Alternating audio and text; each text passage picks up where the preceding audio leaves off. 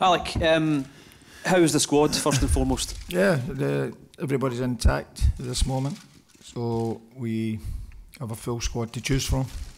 Are they feeling a bit better about themselves? I don't think immediately after the game, I think it was important to tell them that there was a lot of things they'd done really well. Shooting themselves in the foot, with the three errors, and even the first goal in the second half, Hazard's wondrous strike. There was things we could have done better there. So they're all there's controllable issues, and Belgium haven't had to really work their hardest to get those goals.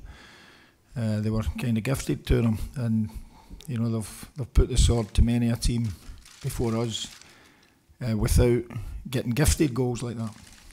But the players, as I said, there was things we asked you to do. You done them. You attempted to do them.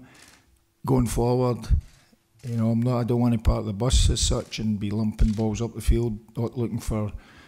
We may obviously have to be very rock solid against top teams once we can establish ourselves in getting some points on the board in this Nations League. Albania, clearly a very different challenge, and much has been made about what kind of opposition they will be tomorrow night. What should the expectation be ahead of that? Well, this is it. I think that I'm hearing from people that the expectation it's more hope than expectation.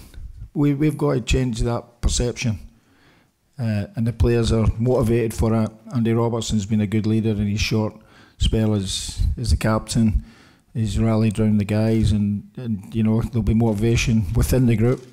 This is where it starts, and there's a great opportunity for us to get our name on the map again.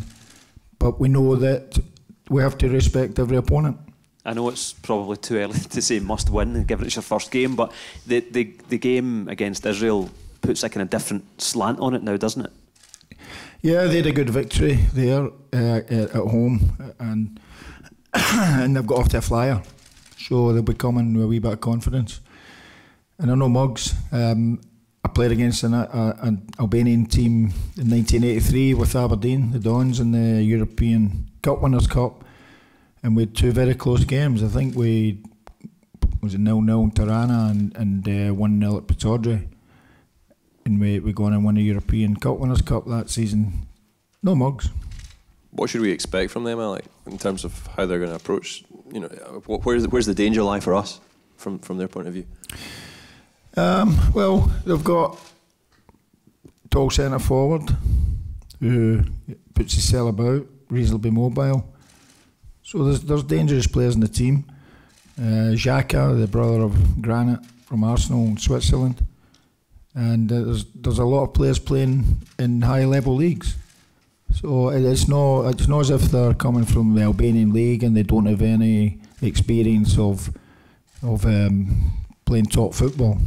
They have, and we have to be at our very best performance level, and the guys are aching and bursting to go. Has Friday's performance, has that given you food for thought about potentially a system change at all, perhaps personnel, but also the system that you've been settled on over the performance level wasn't bad. Result wasn't good, but performance level wasn't bad. So, why should I change it? There's no evidence that if I'd gone with 4-4-2 that Belgium wouldn't have beat it 6-0. So you would be asking another question if I'd went with 4-4-2 and we were sitting in it after a drubbing. So, I can only answer the questions in the best way that my experience tells me to answer them.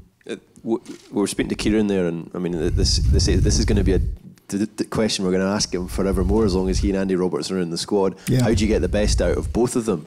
Do you feel that the way you're going at the moment, that's going to have to be the way in which the two of them are going to have to operate together as it stands? What did Kieran say?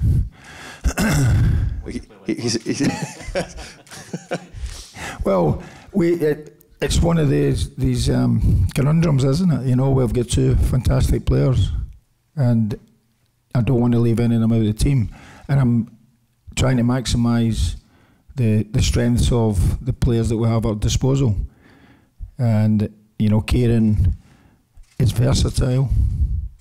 Andy's versatile. He could play left back, left wing back, left winger probably. Maybe I can move him to left wing, and we'll get Kieran in at left back. Who knows in the future? But there's chances and opportunities for us ahead to change the system as well, such as the versatility of the players.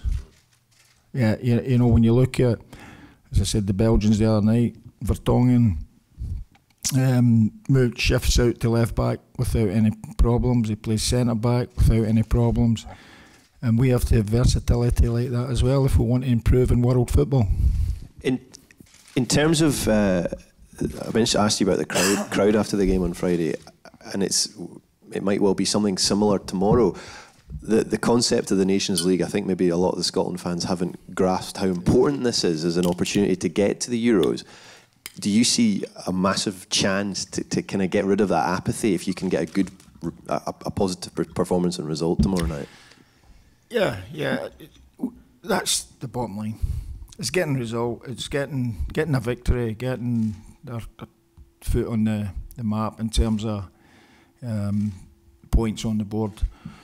And we know we have an opportunity tomorrow night, but we also respect the opponents, and to give them their fullest respect, we have to play at our top level. We can't put the tools down for any team until we start winning World Cups.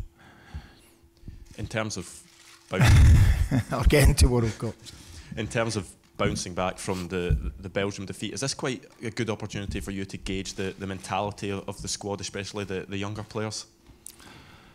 Yeah, I think that's a good question, because mentality is often questioned, and Scottish mentality is often questioned, and very often when the players and when Scotch people are backed into a corner, they come out fighting and give off best performances. And you know, I'm not saying that everybody's against this, but the players know that to get their names on the international map again, they have to be winning these games. It's really just a case of trying to turn that pessimism into optimism. Yeah, we need to change the perception of Achel no do it again to great team we've got in the making, and it's exciting times ahead, and that's what we're striving for. We've obviously been short of goals over the last few games. While the formation may not change, will you be looking for the players to take a more adventurous front foot approach in this game tomorrow night? Yeah, well, we'll try and score goals. We have to look at it set piece wise. We have to look to try and get goals from other areas of the field. But yeah, the guys you look to get you the goals are the forwards and in general, and attacking midfielders. And yes, it's been difficult for us to get goals. But you know, let's see how tomorrow night goes. We feel pretty good about ourselves in terms of this game coming up, and it's up to us to stop the talking and come out with a good result. Speaking of the strikers, how's Lee Griffiths doing after Friday night? Everybody's all right.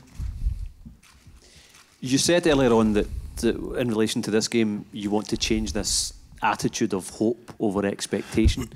Does that mean then that we should be going into this game expecting to beat Albania? No, I don't think you can say that about any opponent. You know, that would be totally disrespectful. Belgium would probably expect to win. But we're at a level at the moment where we're in Group C. We're not in that group for no reason. And we have to prove that we can get ourselves up to the level of the B group and ultimately get back amongst the big guns again.